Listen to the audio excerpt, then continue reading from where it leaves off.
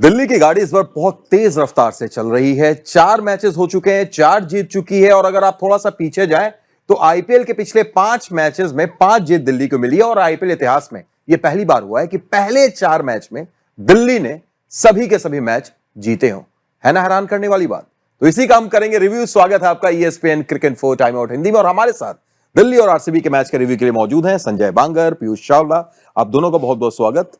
इस बार लगता है संजय सर कि दिल्ली की जो गाड़ी है, यानी दिल्ली इस बार दूर नहीं है। बहुत अच्छा क्रिकेट खेल रही है और अच्छी टीम इन्होंने चुनी है। और जो पेपर पे चुनी थी टीम, वो जाकर ग्राउंड के ऊपर भी बहुत अच्छा प्रदर्शन कर रही है। और अक्षर पटेल बहुत अच्छी कप्तानी कर रहे हैं। यंग कप्तान है, मतलब ज़्यादा अनुभव है नहीं, मगर उन्होंने बहुत ही काबिल तरीके से इस टीम को लीड किया है। और उम्मीद यही करते हैं कि ये साल दिल्ली कैपिटल्स का हो। बिल्कुल उम्मीद करेंगे कि दिल्ली दूर नहीं हो। लेकिन चलिए अब जल्दी से आते हैं उस पॉइंट पर जो शायद दर्शक भी सुनना चाह रहे होंगे। केएल राहुल नाम तो सुना होगा, और उस वक्त बल्ला उन्होंने गाड़ा, जीत दिलाने के बाद सेलिब्रेशन किया, कुछ कहा, शायद ये कहा कि ये मेरा ग्राउंड है, मैं यही कहूं। क्या कहा होगा?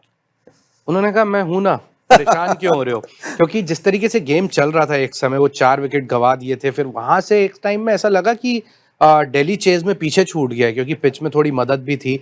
लेकिन वहां से जिस तरीके से पारी उन्होंने चलाई, पहली की अगर 8-10 बॉल छोड़ दें, उसके बाद पूरी तरीके से नियंत्रण में नजर आए। और जब बल्लेबाज इतने अच्छे नियंत्रण में बल्लेबाजी कर रहा होता है, तो इससे पता चलता है वो कितनी अच्छी फॉर्म से गुजर रहा है।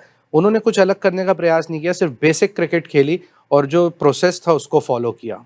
संजय भाई, इसमें कि नाम में ही कुछ ऐसा रहेगा। आपके पुराने साथी हुआ करते थे राहुल, उनके भी नाम में था। उनको भी आप कुछ भी करा लो, विकेट कीपिंग करा लो, कहीं पर खिला लो। ये राहुल भी आप देख लीजिए, टीम इंडिया में भी रहते हैं तो कुछ भी करा लो। और यहां पर भी पिछले मैच में ओपन किया, वहां पर भी अर्धशतक, और यहां नंबर 4 पर आए और ऐसी पारी की जवाब नहीं।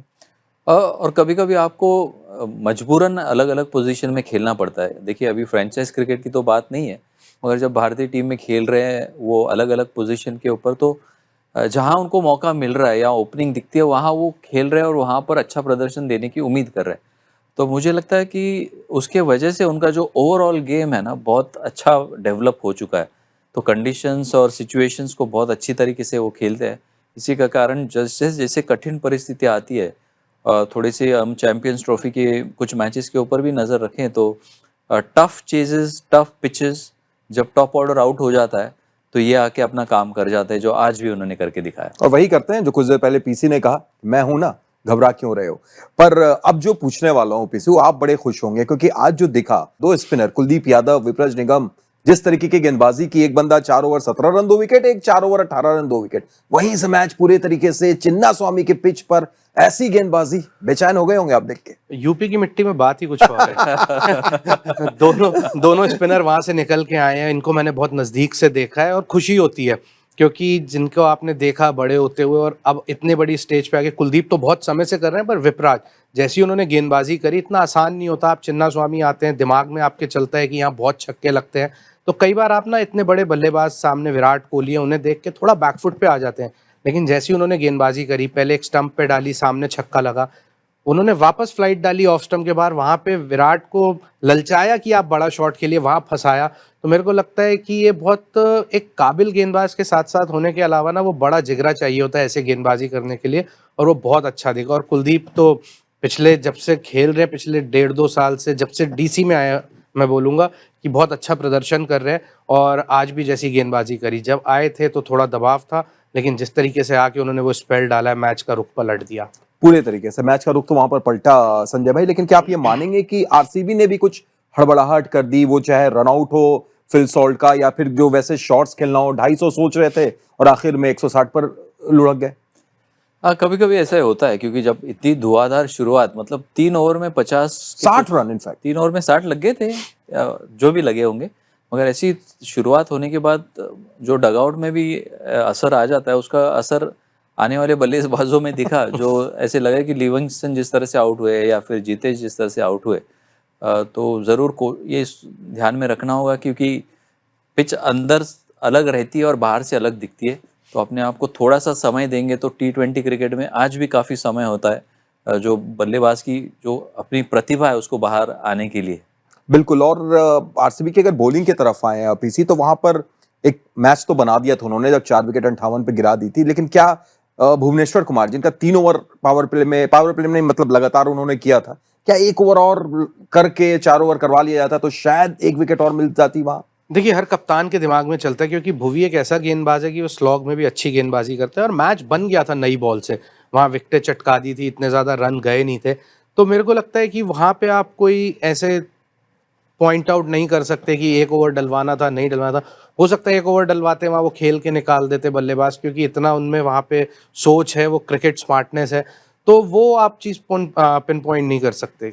और दूसरी तरफ अगर आप देखें जिस अंदाज में ये गेंदबाजी हुई वहां पर, मैं आपसे इसलिए भी पूछना चाहूंगा कि जो 5वें विकेट की साझेदारी हुई, एक रिकॉर्ड साझेदारी, 111 रन, स्टब्स, हम राहुल की लगातार तारीफ कर रहे हैं, लेकिन क्या ट्रिस्टन स्टब्स को भी श्रेय देना चाहिए जो वहां पर उन्होंने जिस अंदाज में आज खेला? बहुत श्रेय देना चाहिए, और क्योंकि साउथ अफ्रीकन बल्लेबाज है, स्पिन अक्सर ज़्यादा अच्छे तरीके से खेलते नहीं, मगर इन्होंने पिछले साल भी बहुत ही गजब की बल्लेबाजी करी स्पिन के खिलाफ, और आज भी बहुत ही अपने संयम रखा अपने जो एक इमोशंस है उसके ऊपर, क्योंकि वो साझेदारी जिस तरह से चल रही थी शुरुआत में, उन्होंने कहा कि सिंगल डबल थोड़ा हम देखते हैं, थोड़ा सा सेटल होते हैं, और फिर दोनों ने अच्छी शॉट लगाई। वो रिवर्स स्वीप जब उन्होंने लगाया कृणाल पांड्या के खिलाफ, तब से वो रफ्तार बढ़ी। तो बिल्कुल राइट टाइम पे उन्होंने स्टेबलाइज भी करी इनिंग, और फिर राइट टाइम में तेज गति से रन बनाने की भी कोशिश करी। और आखिर में अगर पॉइंट्स टेबल पर नजर डालें हम लोग, तो अब दूसरे नंबर पर पहुंच चुकी है पीसी, 8 अंक हैं दिल्ली के। अगले 2 मुकाबले उनको अपने घर में ही खेलने हैं, दिल्ली में तो पहली बार ही उनको खेलना है, तो उनके लिए सब कुछ ऐसा लग रहा है कि शायद इस बार प्लेऑफ से दूर नहीं। देखिए टीम तो बहुत अच्छा खेल ही रही है, और जिस तरीके का वहां पे मोमेंटम नजर आ रहा है, हम T20 में अक्सर बात करते हैं मोमेंटम, वो जीतना बहुत जरूरी होता है। बाकी किसी का नहीं पता, पर मैकगर बहुत खुश होंगे वहां जाके। बिल्कुल, वहां जाके तोड़ ताड़ वाली एक पारी देखने को मिलेगी। आरसीबी अभी भी तीसरे नंबर पे जरूर है, और उनके लिए अब तक जो दिखा है वो यही दिखा है कि घर में दोनों मैच आ रहे हैं, बाहर जीत रहे हैं, और वो सिलसिला काफ़ी सालों से चल रहा है। तो कोशिश यही करनी होगी, क्योंकि 7 मैचेस होते हैं, और आपको अगर प्लेऑफ की तरफ बढ़ना है तो कम से कम उस 7 मैचेस में से 4 मैच तो जीतने होते हैं। तो अब देखिए 5 बचे हैं घर पे, तो 5 में से 4 जीतने होंगे, तभी वो मतलब आप देख सकते हैं कि टॉप 2 में फिनिश होने के चांसेस बढ़ सकते हैं। और उसके लिए टॉस भी जीतना होगा, क्योंकि अगर आरसीबी में बैंगलोर में टॉस जीतते हैं तो फिर शायद कुछ और चीज आपके पास आ ही जाती है। फिलहाल बहुत बहुत शुक्रिया पीसी आपका भी, संजय आपका भी, और आपका भी बहुत बहुत शुक्रिया। इसी तरीके से आप अपना प्यार हमें देते रहिए और देखते रहिए ESPN क्रिकेट इन्फो हिंदी।